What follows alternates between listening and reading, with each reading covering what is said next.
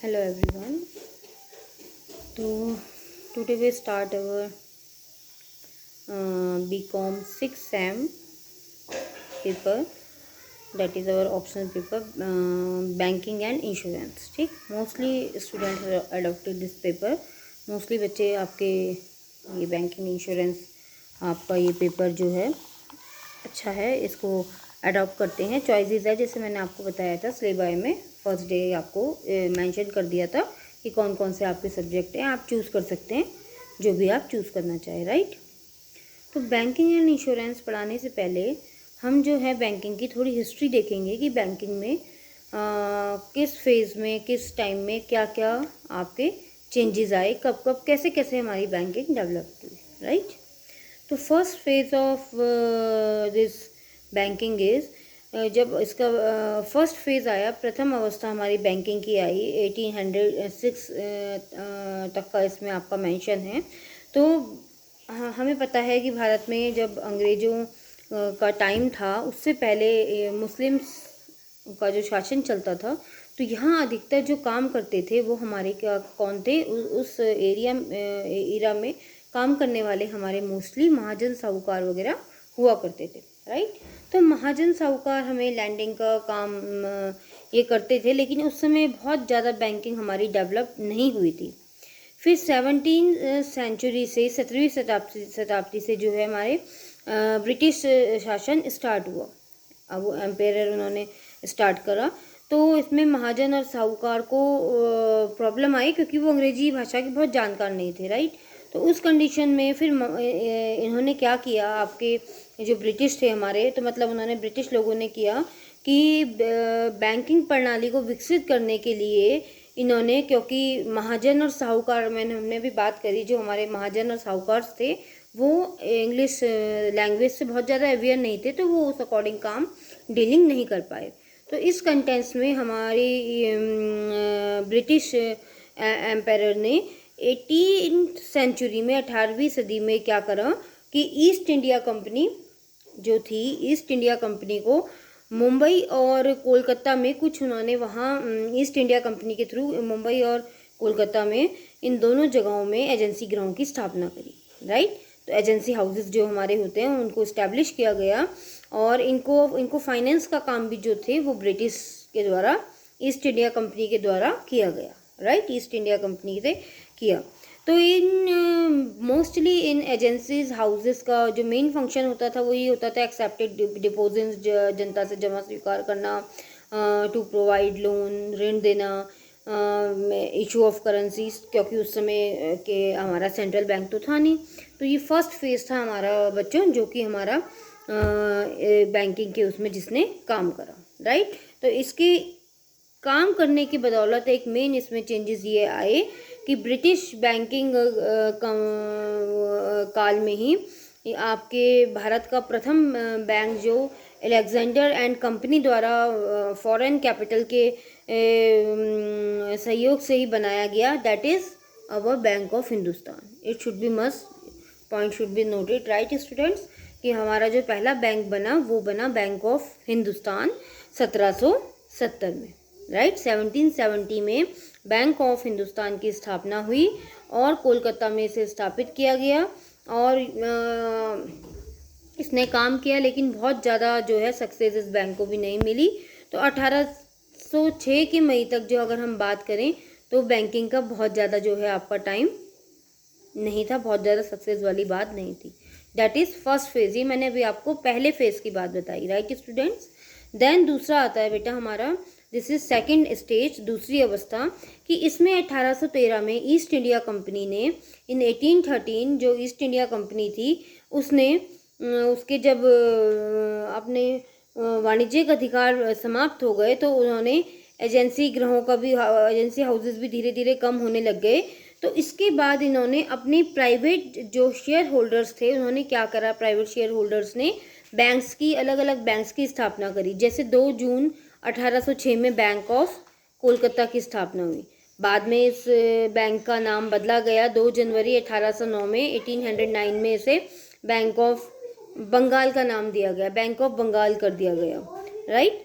फिर 15 अप्रैल 1840 में जो है बैंक ऑफ बॉम्बे बना। ठीक है, ये सन आप मैं दोबारा रिपीट कर देती हूँ एक बार, इट शुड बी नोटेड, आप एक बार नोट कर लीजिए कि 2 जून 1806 में हमारा क्या बना था, बैंक ऑफ दैट इज़ जो स्टैब्लिश हुआ था हमारा, that is bank of Kolkata, and it's name should be changed, then it is known as Bank of Bengal, right? That Bank of Kolkata is known as Bank of Bengal, 2nd June 1809. Then 15 April 1840 Bank of Bombay, and 1st July 1843 Bank of Madras. तो ये तीनों bank जो है स्थापित किए गए, और इन तीनों बैंकों को आगे जा कर के मिला करके, ठीक है, इनके जो इन बैंकों को पहले 3 बैंक के आपके बना दिए गए, फिर इन तीनों बैंकों का मर्जर करके बेटा आगे जा कर के 1921 में 1921 में इन तीनों बैंकों को मिला करके जो बैंक बना वो था हमारा imperial bank of India. Right student, ये भी आपका इंपॉर्टेंट पॉइंट है, it should be also noted. अभी आपका हिस्ट्री चल रही है इसकी, आपकी बैंकिंग की फेजेस की, कि किस फेजेस में कौन कौन से हमारे काम हुए। Right student, then third stage that is 1862 1913। Okay, तो इस समय भारत में जो इंडिया में जो था जॉइंट स्टॉक एक्ट हमारा था, तो जॉइंट स्टॉक एक्ट के आधार पे सीमित दायित्व के आधार पर जो है बैंकों को बनाया जाता था। मींस उनकी लाइबिलिटीज़ जो थी वो लिमिटेड रखी जाती थी, अनलिमिटेड नहीं थे, लिमिटेड लाइबिलिटीज़ थी कि जब तक आपका जितना शेयर उसमें लगा हुआ है सिर्फ उससे ही आपका, अगर कभी बैंक फेल हो जाए, कभी दिवालिया हो जाए, तो उस कंडीशन में सिर्फ आपकी उतनी ही कैपिटल जो है उसमें यूज़ होगी, आपकी पर्सनल कोई भी कैपिटल या कोई भी प्रॉपर्टी को उसमें यूज़ नहीं किया जाएगा। तो दैट इज़ लिमिटेड लाइबिलिटी। तो लिमिटेड लाइबिलिटीज़ वाला आपका बैंक बना। फिर धीरे धीरे जो है 1865 में इलाहाबाद बैंक बना, 1881 में अलायंस बैंक ऑफ शिमला बना, अवध कमर्शियल बैंक बना, 1994 में पंजाब नेशनल बैंक बना, 1901 में people's of bank of India बना। तो इस तरीके से बेटा आगे चलते चलते 1900 तक मीन्स बैंकों में काफ़ी ज़्यादा बढ़ते गए, बनते गए वो आपके। तो ये धीरे धीरे करके ये इन्होंने जैसे 1906 में बैंक ऑफ इंडिया बनाया, 1908 में बैंक ऑफ बड़ौदा बनाया, 1911 में सेंट्रल बैंक ऑफ इंडिया बना, 1913 में बैंक ऑफ मैसूर। तो इस तरीके से बड़े बैंक जो हैं स्थापित हुए। तो ये थी that is our third phase. Then बेटा बात आती है हमारी फोर्थ फेज की, चौथी अवस्था। तो भारतीय बैंकिंग की इस अवस्था में क्या हुआ कि ये थोड़ा बैंकों के लिए क्राइसिस का टाइम था। It is a time of crisis, बैंकों का संकट का काल था ये आपका, और because that is a time of first world war, प्रथम विश्व युद्ध का समय था ये। तो 1914 टू 1918 जो है भारत के बैंकों का जो है संकट स्टार्ट होने लग गया, और इस तरीके से जो है धीरे धीरे उनमें बैंकों के उसमें जो है कमी आती गई।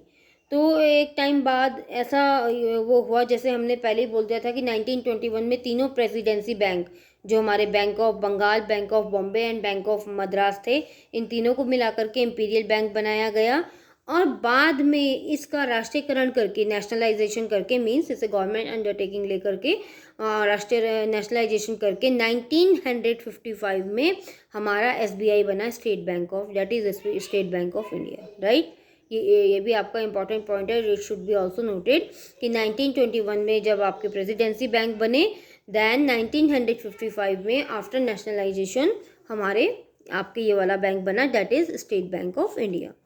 तो स्टेट बैंक ऑफ इंडिया को बनने के बाद 1955 में इसका खैर नेशनलाइजेशन हुआ, स्टेट बैंक बना। लेकिन उससे पहले जो है 34 में रिजर्व बैंक एक्ट बनाया गया कि गवर्नर को मंजूरी मिलने के बाद, RBI के गवर्नर को मंजूरी जब उन्होंने दे दी, तो उसके बाद ये जो एक्ट बना रिजर्व बैंक एक्ट 1934, इस एक्ट को ध्यान में रखते हुए 1 अप्रैल 1935 को ही जो है हमारा central bank that is reserve bank of India जो है उसने अपना कार्य करना प्रारंभ कर दिया था। राइट, क्योंकि इस देश में जो है सेंट्रल बैंक की ज़रूरत होने लग गई तो उसको भी इन्होंने स्टार्ट कर दिया। तो ये इस फेज़ में 14th फेज़ में पहले क्राइसिस आए, लेकिन क्राइसिस के बाद जब धीरे धीरे इकनॉमी आपकी इस्टेब्लिश हुई, ठीक होने लगी, तो बैंकों का भी आपका धीरे धीरे जो है जो भी पोर्शन था वो हमारा सही होने लग गया, राइट। तो आपका सेंट्रल बैंक भी बन गया। देन 5th फेज़ आया। तो 5th फेज़ जो था सबसे मेन इंपॉर्टेंट फेज़ था हमारे बैंकिंग का, और यहाँ जो है गोल्डन इरा माना जाता है, इसे स्वर्णिम युग माना जाता है कि बैंक जो है बहुत अच्छी तरीके से यहाँ आपके एक्टिविटी कर रहे थे। Means deposit, accepting deposit, guaranteeing loans, इस तरीके से जो है इनका जो काम था वो बहुत अच्छी तरीके से बढ़ रहा था, और ये जो है अपना आगे चल रहे थे। तो फिर इन्होंने अपने जो भी इनके कोष वगैरह थे, जैसे 11% रखते थे कैश रिजर्व बैंकों के पास, फिर उसे भी बढ़ाया गया, उसको 25% कर दिया गया। फिर इसमें जो प्रेजेंट टाइम में जो आपके रेट चल रहे हैं, जो चेंजेस होते रहते हैं इन रेट्स में, तो उस अकॉर्डिंग जो है आपके 5th वाला फेज़ जो था that is important phase for banking. Then 6th phase आया। तो 6th फेज़ में जो है आपके सबसे मेन इम्पॉर्टेंट जो काम किया वो आपके भारत सरकार ने आरबीआई के थ्रू, क्योंकि तब पार्टीशन हुआ 1947 से उस कंडीशन में, तो क्योंकि 5th ये जो एरा था, अगर मैं आपको बताना भूल गई हूँ कि सॉरी, 4th स्टेज जो थी वो 1913 से 1939 तक थी। 4th स्टेज, 5th स्टेज 1939 से 1946 तक की है, and 6th stage that is last stage, तो ये हमारी जो है 1947 तक की है, राइट। तो देश की आज़ादी के बाद जब भारत पाकिस्तान का विभाजन हुआ, भारत पाकिस्तान अलग हुए, तो उसके परिणाम स्वरूप भी जो है देश में केंद्रीय बैंक के रूप में रिजर्व बैंक हमारा स्थापित हो गया था। तो रिजर्व बैंक ने जो है रिजर्व बैंक को और मजबूती देने के लिए, उसको और ज़्यादा पावरफुल बनाने के लिए 1 जनवरी 1949 को आरबीआई का भी नेशनलाइजेशन कर दिया गया, राइट। उसका भी राष्ट्रीयकरण कर दिया गया, और ताकि वो सरकारी स्वामित्व में आपके चले जाएं और जो है उनको और अच्छे से सिक्योरिटी मिल जाए। तो 1949 में ये आपका बैंकिंग कंपनी अधिनियम भी बना, 1949 में ये एक्ट भी हमारा बना, और इस एक्ट के अकॉर्डिंग भी जो है कार्य किए गए। तो ये 19 जुलाई 1969, 19 जुलाई 1969 तक जो थे 14 कमर्शियल बैंक्स थे। फिर आगे जाकर के 15 अप्रैल 1980 को जो है 15 अप्रैल 1980 को 6 और बैंक्स को जोड़ा गया उनको, फिर ये आपके और बढ़ गए। फिर आगे जाकर के धीरे धीरे इन बैंकों में, सॉरी, प्रेजेंट टाइम में टोटल जो हमारे गवर्नमेंट बैंक है घट करके वो आपके 12 रह गए। तो इस तरीके से जो है आपके बैंकिंग वाला फेज़ जो रहा, ये हमारी हिस्ट्री रही। ये हमारी टोटल बैंकिंग की हिस्ट्री से रिलेटेड है कि इस कंडीशन में जो है हमारे आपका बैंकिंग का कार्य जो है हमारा चला। तो आज की वीडियो में जो हमने जो डिस्कस करा वो मोस्टली हमारा बैंकिंग का उसका था। नेक्स्ट उसमें हम बैंक क्या होते हैं, जैसे नॉर्मली है बैंकिंग है, आपकी बैंक है, बैंक के फंक्शंस है, उन सब चीज़ों को डिस्कस करेंगे, right students. So thank you so much.